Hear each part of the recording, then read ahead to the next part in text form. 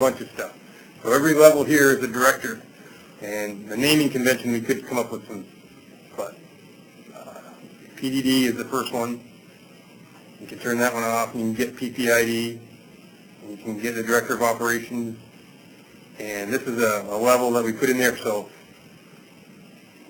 there was a discussion within the committees and within the section to have a special place for all the consultants to put their logos, because we see that they're in several different places, and I guess we're looking for a little bit of standardization. So if we could keep it all inside this area here, that would make all of our title sheets a little more consistent.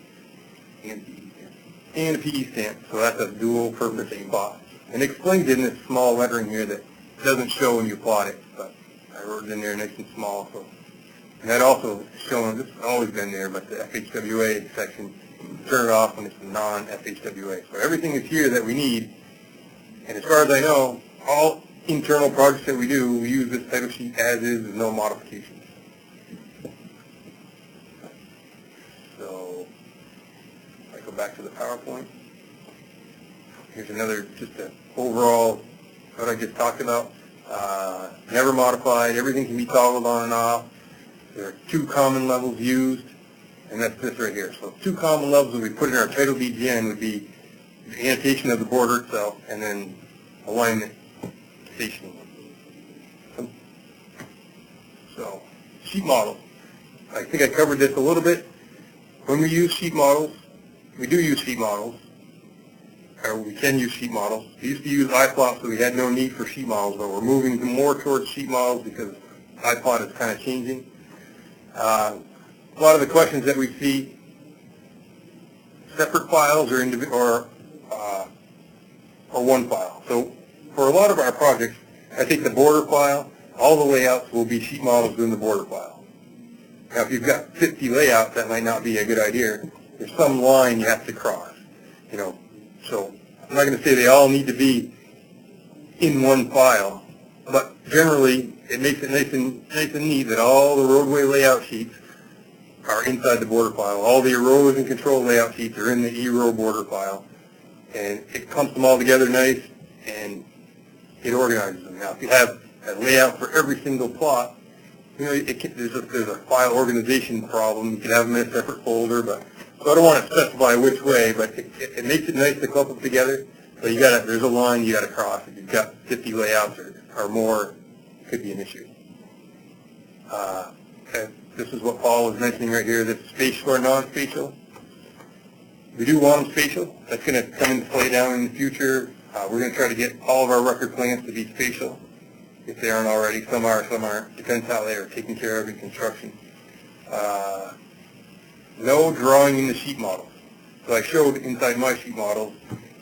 I can show it over and over again, and every time I talk to consultants or anybody, we all kind of agree, but even internally, we have this problem where somebody's putting stuff in sheet models, and it's hard to control, but so just keep saying it, no drawing in sheet models. There's no way to prevent it. MicroStation will let you do a lot of things that we don't want to do, or shouldn't do, but I don't know. We just have to stop, because things are going to get lost.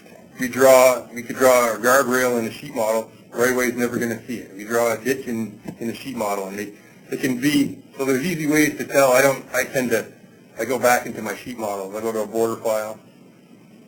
I'm already in it. So I tend to leave all my backgrounds black, but when I'm in a sheet model, they have these little icons so you know you're in a sheet model. But there's a lot of ways to know you're in a sheet model. There's preferences inside MicroStation that can change the color of sheet models. You can make them black, you can make them white. So there's different ways, so you do have to be careful. And if you leave the drawing like this, somebody in the agency might come in and say, well, this is no longer, I need to add a note right here. So that note's going to be lost. So you just have to be vigilant about that. And one good way to do it is whenever you leave the drawing, you go back to the default model. That kind of helps keep people from drawing in those sheet models. But let's go back to the PowerPoint. Over here. So no drawing in sheet models. Always draw in the default model. So that goes back to our naming convention. We have a naming convention which defines the content of every file, and it really doesn't in any way address models. And I don't know if we need to. We seem to have a pretty simple process that we don't need models.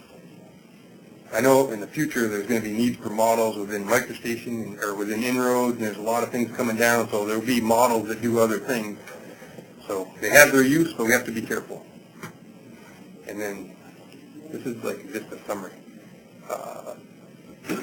Sheet models or models, these are just questions that I see every now and then.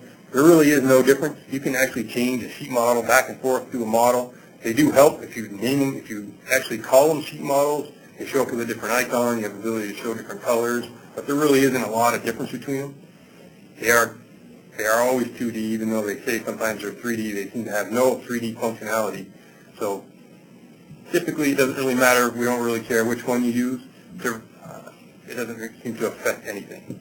One file or separate files, like I said, seems to be nice if they're all in one file, but if I don't generally work on projects with 25 layouts, but if I did, I might have a different view of that.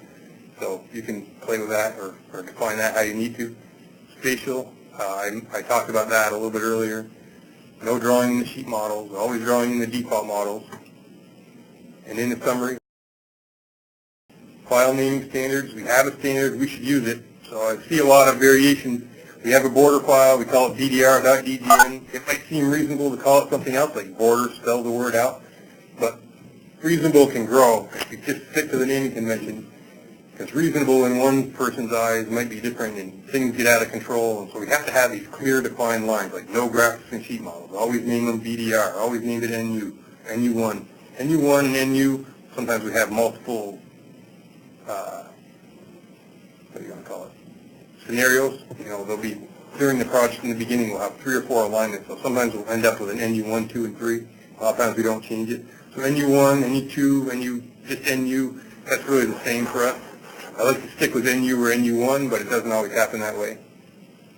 The layouts always need to be in the border. Match lines go in the border. I can send this PowerPoint on so everybody can have this later. Retain spatial. Survey data in the survey drawing. So we need to maintain organization, not just for every project. I mean, I can organize a project any way I want, but it's between project to project to project that we're trying to get organization. So we want to be able to open up one project and have some reliable way of knowing what's in what files, and that way it helps with collaboration, helps down the road, and that's the idea. Sometimes I feel like I don't always get that point across. It's not that your project is unorganized, it's that it's not organized the same way as another project that we're doing, which makes us have a ton of projects that are all essentially disorganized, that you've got to relearn how everyone is put together. And it helps collaboration. And if you have any questions, after the trial last time, apparently each person should unmute their own phones if they want to talk. Otherwise we get a real big noise in the background. So anybody have any questions? Anybody hear me? I have a question on your erosion file. You put all of them in one. How do you get the 3 separate types of files, existing conditions, your construction, and your final conditions, and your individual sheet models? I don't think people picked up that question because it's not registered when you're talking. Okay, so the question was, if you go into erosion control, so I had them all in, if I go back to my diagram one, colored border diagram, it shows, are you talking about the titles? We're going to put all 12 of those models in one 2 or 12 sheet model. You reference up every file individually and set all the levels for each model, for each type, as opposed to using a default model with all the levels set. Oh, yeah. And then when you create your sheet models, everything's set. So if you're trying to do 3 types of drawings in one DGN, Yep. it's complicated. We break them out. What we've been doing is 3 separate DGNs, existing, construction, and final. 3 separate borders. Yeah, or CDN files. Yeah, so we've been breaking them out. So when I go in here and I look at all these references that create the erosion control drawing, instead of having them nested And that way, all controlled by whatever's referenced to the default model is referenced into the sheet model. I break them out and bring them in individually. It gives us a little more control. It does create a little more work if you want to add a new reference. But again, I think that might be one. If you've got 4 to 5 layouts, you might have one, and I don't know that it's all that critical. I mean, how I clump them together in here versus having 3 different border files. Now, they're all border files, E-row, existing, E-row, construction, E-row, final, and they have just border information. But yeah, I think if you've got 5, it might be one thing, but if you've got 25, it might be a different story. And it gives you, there's some flexibility that we gain by doing this, but also some, if you have to change all 25, you've lost the ability to do it all at once. So I broke it all out. I know what you mean though, that nested thing.